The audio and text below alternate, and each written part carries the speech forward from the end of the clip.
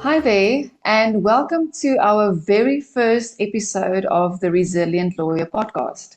To make sure that you don't miss any future episodes, you can subscribe to our YouTube channel and also on Spotify. The links will be in the description.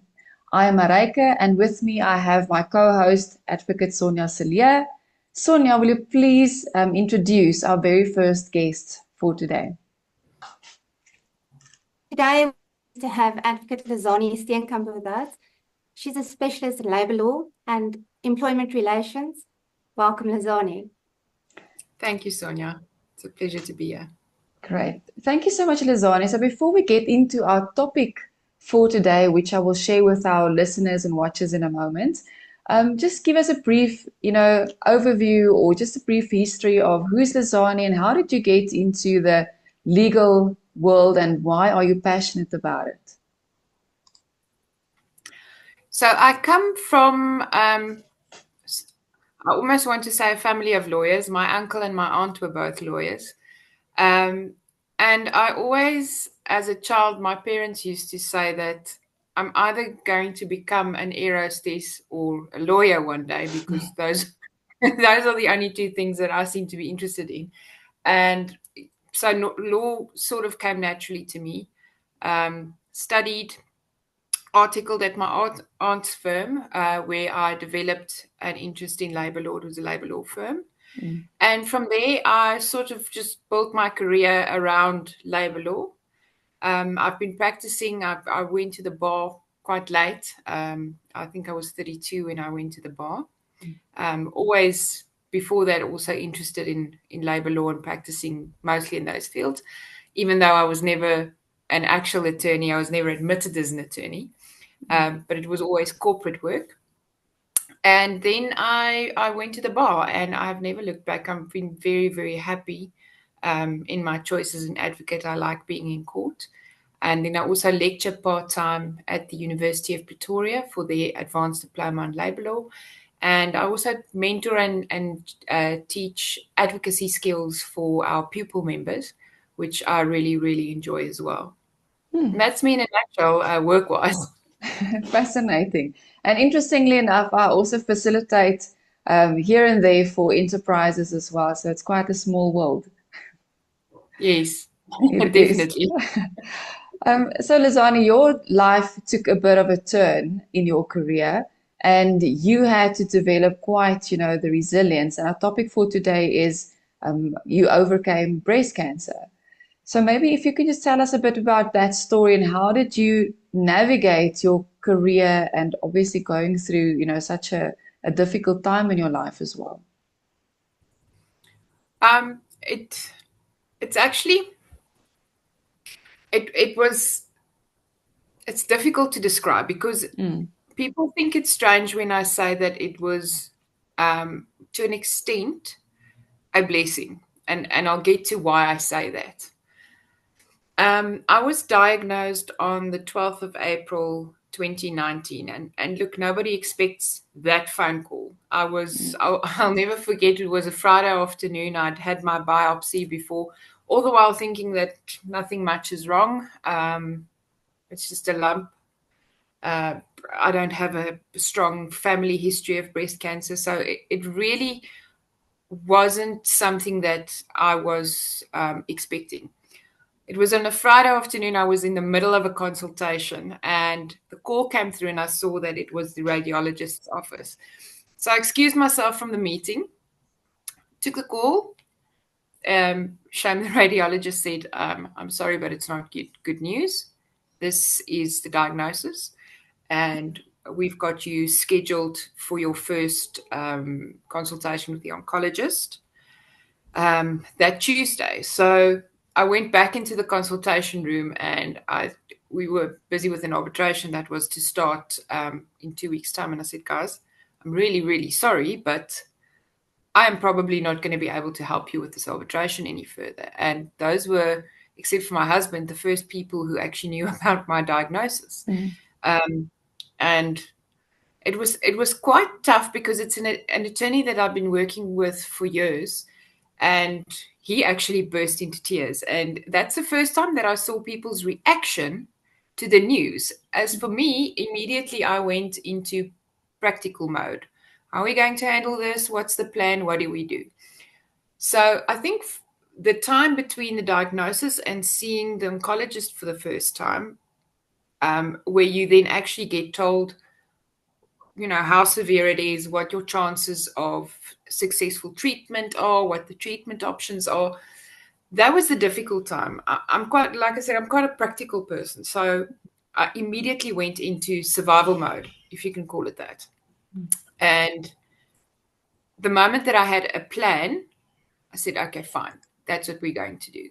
Now, I did something which is probably not an option for everybody, but I basically took a year off practice. I realized very, very, very early on that I wasn't going to be able to carry on with my day-to-day work. And there's a number of reasons for that. I did, after the first session of chemotherapy, I did go to court, and I regretted it instantly because I was just so exhausted and so ill, and being exposed to the court environment at that point with a depressed immune system, I actually got ill. I picked up a cold, which was then much harder to shake because of your immune system being suppressed. So there's a lot of things that happens to you with chemo, and you must please stop me if I'm rambling, but it's actually such a long and interesting topic really to talk about. But firstly, what I never knew is that there are so many different types of breast cancer.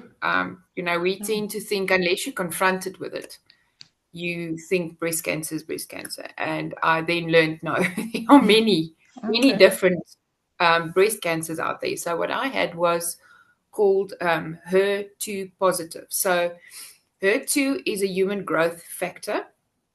It's something that occurs naturally in our bodies, but sometimes the HER2 protein starts sending excessive growth signals to the cells around it. And that then causes tumors, which are malignant. HER2 is one of the cancers that are very, very aggressive, and it spreads very, very easily. So the treatment was quite aggressive. So at the time, I was 40 years old. My youngest son had just turned 1, and my oldest was 4. So that also played a role in how I approached my treatment, and I'll get back to that. But they treated me very aggressively because I was considered young. I know it's nice to hear at 40 years old that you're considered young. But, I was considered a young case, and because it's an aggressive cancer, I have young children. They said, we're going to treat you aggressively. So I had what is called neoadjuvant chemotherapy. That was before a mastectomy. Then after that, they gave me a 6-week break just to recover. I had a mastectomy. Then thereafter, another 3 months of chemo. And then right at the end, there was a reconstruction process. Now, to get back to HER2, it's one of those cancers that don't only respond to chemotherapy. So the chemo was intense. The first 3 months, I got what is commonly, or what people would commonly know as the red devil. I got 2 types of chemo during that time, rubamycin and cyclophosphamide. Now, what was, I think as lawyers, we've got an interest in research and we want to know things. So I did a lot of research on the chemo itself, and it's actually surprising. It's so toxic, the red devil in particular, that I've now, after 4 dose-dense infusions, I've now reached a lifetime toxicity level on it, if I can't ever have that again. And that's also the one that makes you lose your hair and has all the horrible side effects. So 2 types of chemo, which I turned out to be allergic to. So they had to give me a lot of cortisone and antihistamines throughout my treatment. I had severe side effects. It's not something that happens that commonly anymore. They have developed the chemotherapy to an extent now where a lot of the side effects are not that common anymore. But I unfortunately was one of those people who I was constantly throwing up. I had a lot of body aches, severe fatigue. You can't actually describe how you feel after chemo. It's fine when you sit there, and then you only actually start feeling the effects about a day later. And then with those infusions that was spaced out every 3 weeks, the moment you start feeling like a person again, you get the next dose. So that was challenging. And like I said, I quickly realized that I wasn't going to be able to work. You are just not on top form. And especially if most of us know in most people's eyes, you're only as good as your last brief. And I realized that it would do probably more damage to my practice if I had carried on pushing and working. Let's forget for a moment the health portion of it. But I think that would have damaged my practice.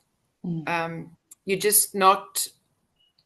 cannot focus 100%. Yes. I went through times where I couldn't get out of bed. And to combine that, to still try and be a mother, still try and be a wife, to try and keep your practice alive under those circumstances. I think there are people that do it, and it's very admirable.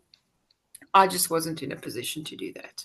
But my attitude was always being open about it and telling people why I cannot take a brief or why I cannot carry on. I always made sure that I handed matters over to somebody who could handle it. And then I must tell you, at the bar, we are like a family. So I did get a lot of support from my colleagues at the bar, not only my female colleagues, but my male colleagues as well. And that assisted quite a lot. But you sort of go through the motions, and it's a strange thing that happens with you because you think you're going to sort of, to use a biblical term, tear your clothes and throw dust on your head. And it's really not, at least in my case, not what happened.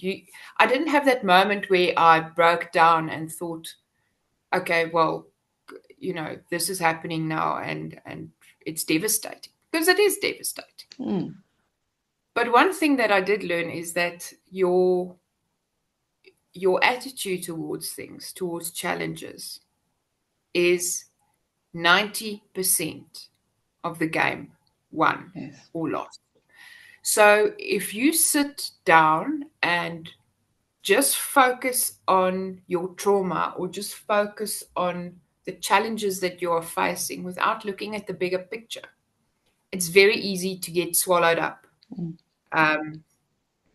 in your grief, in your sorrow, in whatever you might be going through.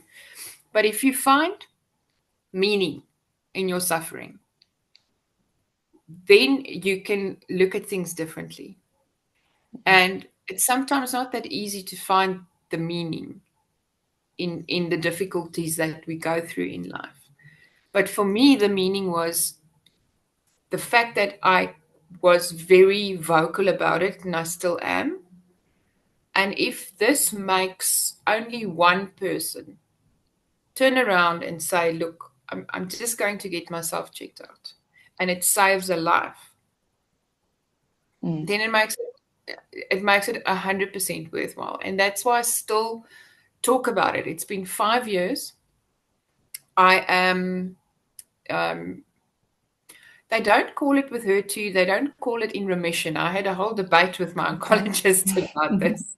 And they prefer to call it no evidence of disease. Okay. Yeah, it's got to do with the fact that cancer is never fully cured. You're not considered cured. You're just considered in a dormant phase or where there's no evidence of disease. Yes. However, I firmly believe in my case that that's a chapter that's over and done with. And I had a conversation, I think with Sonia not too long ago, where I said it was challenging, especially when you're physically so exhausted and so sick that you actually feel like I can't do this any further. And that was during the first round of chemo, which was every 3 weeks. The first week and a half, I'd say, was particularly bad. And towards the end of it, it's a cumulative thing that builds up in your system. So every time the side effects are a little bit worse than the previous time. So you don't really know what to expect. And I think it was about the third round. I said to my husband, I don't know if I'm going to be able to do this because I've still got another one of these infusions left, and then I've got a different type of chemo waiting for me at the end of the year for another 3 months. And if this happens to me again, I'm not going to do the treatment because my quality of life is so poor that I'd rather use the time I have. Now looking back, I would do it again. I would, if I had to face it again, I would. You sit and you look at your children, for instance, and they get to still have their mother. I get to still be their mother. And my kids deserve to have their own mom around. I just don't believe that it would be fair to them. So even if I did it only for them, it was worthwhile. And it makes you think about things differently. And I need to remind myself of that because having gone through cancer, and I firmly believe that the amount of stress that we work under as lawyers, and there's a number of professions that you would be able to put into this category. Juggling professional life with a home life nowadays is extremely difficult. And I think particularly if you work like advocates do for your own account. We work on our time.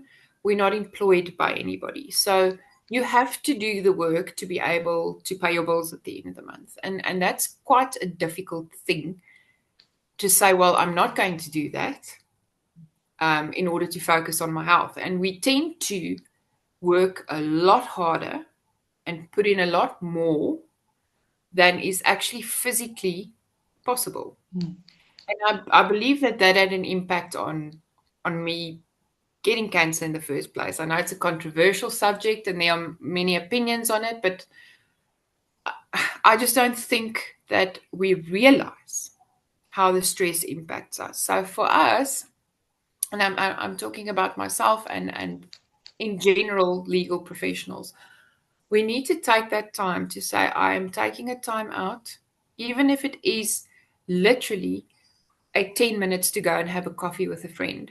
But we need to have those little breaks, and we need to live. What's happening now is not a practice round. This is your life. Yes. And I always wanted to say at the end of my life, I don't want to look back and say, well, I worked really hard.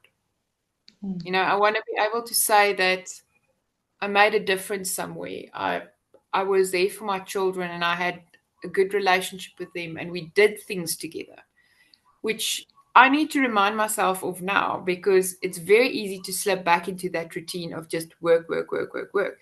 So you do need to have those mindful moments, even if it's just a quick meditation in the morning. And there are many apps available. I literally sit and listen to a 7-minute little talk every morning when I'm doing my makeup before I go to work. And I think those tools are something we need to use more. it's look, I can absolutely speak to you about cancer for hours, but for me the big thing was mentally I had to keep it together, especially because I had small children. And because I made that switch between something is happening to me and something is happening that I can handle, that there is a plan for. There's a difference between the two because you go from, you're not a victim, you're a participant in an active plan to get to a place where you are healthy again. And that was my attitude throughout, being positive, even in the times where you are feeling horrendous, helps tremendously. And it's something we can apply in everyday life. Um, I had a big WhatsApp group because what I quickly realized as well is there are so many people who genuinely cares about one and wants updates, but I was too tired, exhausted, sick to speak to people and to tell them the same story 10 times because people would phone after chemo to ask me how I was, and I appreciated it very much. So what I did is I made a little WhatsApp group where only I could post messages, and I'd leave voice notes and give everybody an update at once. And it's actually strange. I sat and I listened to some of those voice notes not long ago. And for me, it was almost a form of journaling because I would put it down, whatever I was feeling and going through, which helps to disseminate these things for yourself. But there were times when I can hear I sounded so awful. And the first words out of my mouth would be, but I'm positive and we're positive, carrying on. And that became sort of my little mantra. And even if I wasn't feeling it, I kept saying it. And I think at the end of the day, that also made a difference. Uh, there's a wonderful book by Dr. Viktor E. Frankl called Man's Search for Meaning. And it's something I think that a lot of people would find helpful to read. He was a Holocaust survivor. He was a psychologist by profession, and the moment that he actually describes people in the concentration camps. He ended up at Auschwitz, and he said that the people that lost hope are the people that died. The little group that kept on hoping. And I mean, it was a horrible, hopeless situation that they were in. The moment the people lost hope, they died.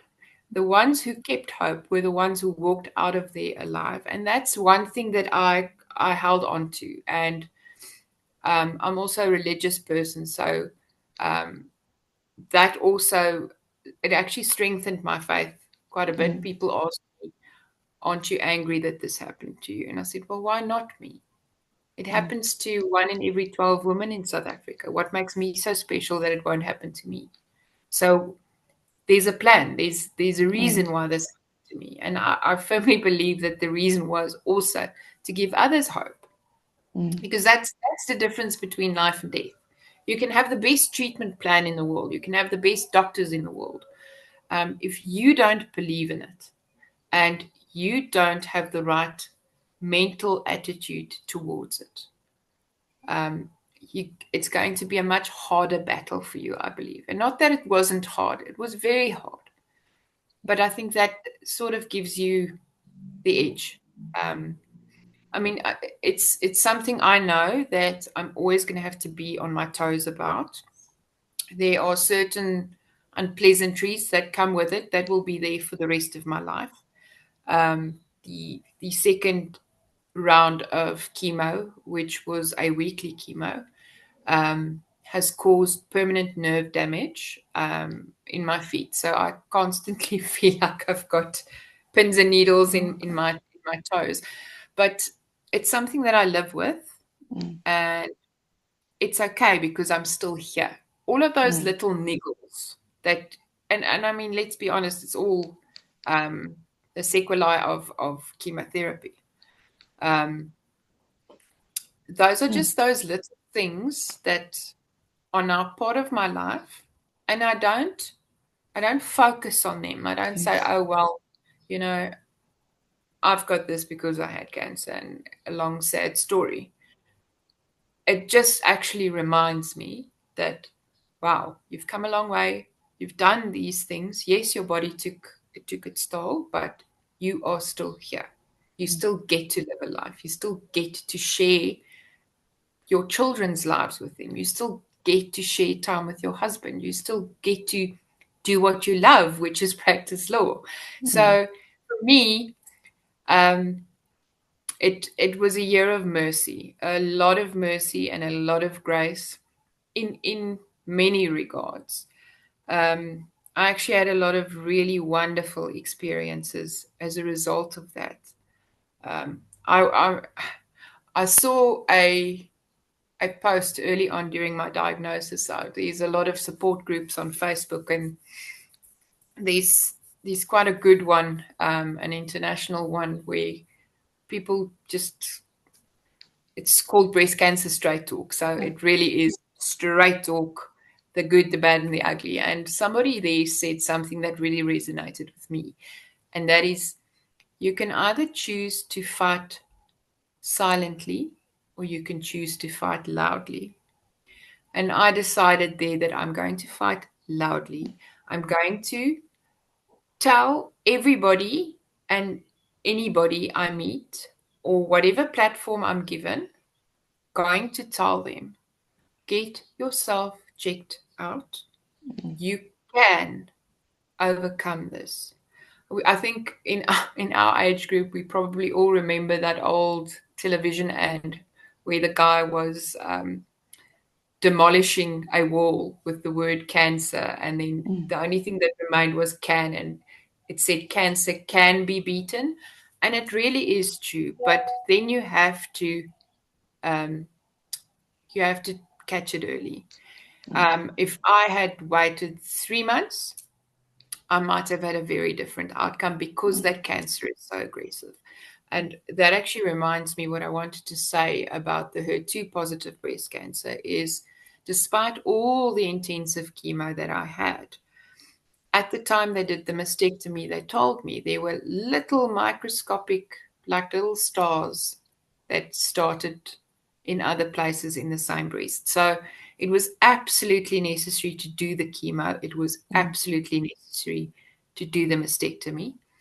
And with her too, there's a wonderful story actually behind it. There's a movie made about it as well, called Living Proof, about how the drug Herceptin was developed. It's an immune therapy, and it is a game changer because HER2 positive breast cancer used to be a death sentence. It's the one that would always come back. It would come back in a different place, like in your brain, or it's a scary one, if I can put it like. Sure.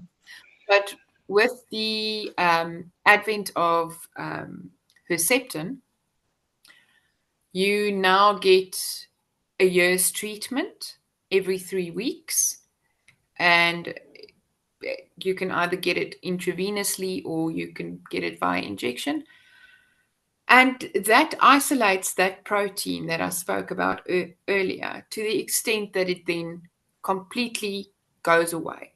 It sort of kills off that protein, then puts it in quarantine. And Sure. so your survival rate now is fantastic. A 5-year survival rate is up to 90%. Sure. Which is a lot. For me, after undergoing all of the treatment, my chances of recurrence is less than somebody who's never had breast cancer. So there is something to say for biting the bullet and doing the treatment. Yes. A lot of women say to me, I am scared of going for a mammogram. I understand the fear. But what are you going to do? Put your head in the sand? Wait until it's too late? Or go, no, you're okay, or no, okay, there's a problem, and this is how we're going to treat it. And there's lots of treatment options available. But yeah,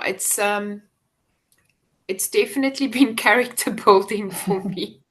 Yes. You do a lot of introspection when you lying in bed and feeling horrible and sort of wonder if, if you're in the right place where you should be in life. Mm. And for me, it was just a pause. It was just the pause button, and everything turned out really well. I went for my reconstruction surgery early in 2020, and I was I was back at work for 2 weeks, and then COVID hit, and it was lockdown. You needed So a I bit got, longer break. yes, forced time off, and I was like, "Are you kidding me? I'm just getting back into work." Mm. And strangely enough, during COVID, I worked quite a bit, being involved with labor law. So Mm. I must tell you, my practice didn't suffer any harm as a result. And I must tell you, I think it's because I was open and honest with my attorneys. Mm.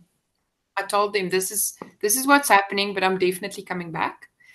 And in fact, I even had attorneys phoning me saying, "Can you take a matter?" I said, "No, I'm currently on sick leave," and they said, "Oh, no problem. Please phone us when you are well again." So Mm. I think that actually helped to have a conversation about these things, because I think it was a concern that I was going to have have to rebuild my practice from Mm. scratch, and that wasn't the case. So I was fortunate enough, I think, also being in the field that I am in. There's not that many advocates who practice in that field of the Yeah. law, so I think that helped quite a bit. Yeah, but I think we all need to just realize you've got one right. This is it. This is Mm. your life, and we don't get any do-overs. Yes. We're all going to get to the same place at the end of the day, hopefully in old age.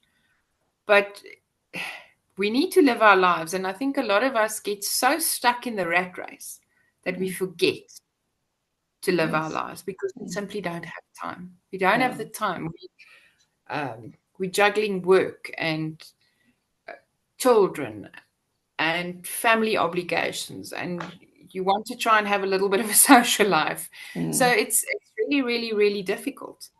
And I think for me, that was the big lesson, is Mm. bouncing back, but bouncing back with meaning, Yes. bouncing back with a sense of what is important and what is not. Don't sweat the small stuff. You've been through worse. And you really don't have to have a health scare like that Mm. to take your life and do a bit of introspection and say, what is important? What do I want out of life? What am I currently getting out of life? And if I'm not satisfied with what I'm getting out of life, then something needs to change. You Yes. need to, that chasm between what I want and what I have. And it's not a materialistic thing. It's a quality of life thing. Mm. We need to find a way to build that bridge. And if that is too far apart, something's wrong. Mm. For me, Sure. it took that kind of experience to Mm. say, hey, you need to Yes. focus on what's important. And not that work's not important, but um, I actually struggled because for me, being an advocate is part of my identity. I happen Mm. to love. So not being able to do that was particularly difficult. But I then also had to learn that I need to divorce myself from that persona at times and say, well, I'm more than just an advocate. I am a mother. I am a woman. I am a wife. I am a friend. I'm a sister. I'm a daughter. I'm so much more than just that persona. And that sort of brings you back to mindfulness, wellness, that little bit of Mm. self-care. I know it all sounds like buzzwords to people, Mm. but you need to actually do those things to maintain your health. And if we're not healthy, we also can't do our work. Yes. And that's become a big thing for me in my life, is to try and cope in better ways, to realize when I'm stressed and to take the little bit of time off and I mean, we all do it. You take those calls when you're on holiday, you check your emails whilst you're on leave. And sometimes we really just need to switch off and say, guys, these are my boundaries. And I think boundaries are also very, very important. I've learned how to say, and not always. I still get myself when I'm like, I'm overloaded, but I'll help you. So you do learn those things. But for me, the wonderful thing about this is people engage with me and we talk about it. There are colleagues who have gotten diagnosed early because I encourage them to go. People feel comfortable speaking to me because I am comfortable talking about it. And a lot of people are like, we don't talk about it. And I actually got judged a little bit by some people because I was so public about it. But I think that and you know what, to each his own. Like I said, you either fight loudly or you fight quietly. It doesn't mean it's wrong. I just chose the path that I chose. And if this makes a difference to one person's life, like I said in the beginning, then it's all worth it. Then I'll take all the criticism. That's fine. If I can help one person, it makes all the difference in the world to me. Yes. Sure. Thank you so much, Lizane. This is really inspiring, and I hope truly that everyone that's listening to this and watching, that they don't wait for that moment where they have to get that wake-up call to say, listen, what's truly important in life, that this story inspires them to a level to really reflect, and to create a bit more balance in their life and boundaries, like you said, because I'm sure that how you manage your practice pre the illness and after is, I'm sure, worlds apart. It's completely different. Yes. It's good. I mean, that's how you learn. And it unfortunately took me quite a U-turn or a detour to learn. But I've learned, and I hope other people can learn from my experience without actually having to go through all of those horrible steps. Exactly, yes. And also the other thing, it's not like you are less successful, just because your approach is different. I think in the contrary. So thank you so much for sharing your story. I mean, I hope really everybody that's listening to this also gets themselves checked out.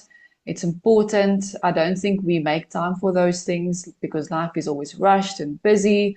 But we have to reflect and take better care of ourselves. 100%. Sonia, anything from your side as we wrap up today's session? Lizane, I just want to thank you for sharing that with you. I walked every step with Lizane, and I was one of the people on her WhatsApp group at the time.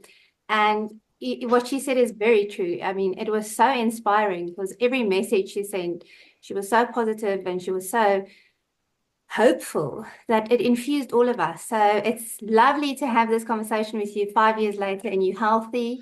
Thank you very much for your time. Good. Thank you so much. Thank you so much, Lizane. I think, this is very inspiring and especially a testament on how mindset at the end of the day and holding faith and that hope, is so important. So thank you for sharing that. I mean, it's a great, great, great testimony. So yes, thank you so much for your time, and everybody that is listening and watching, thank you for staying with us throughout our very first episode, and we'll then hopefully see you in the next one.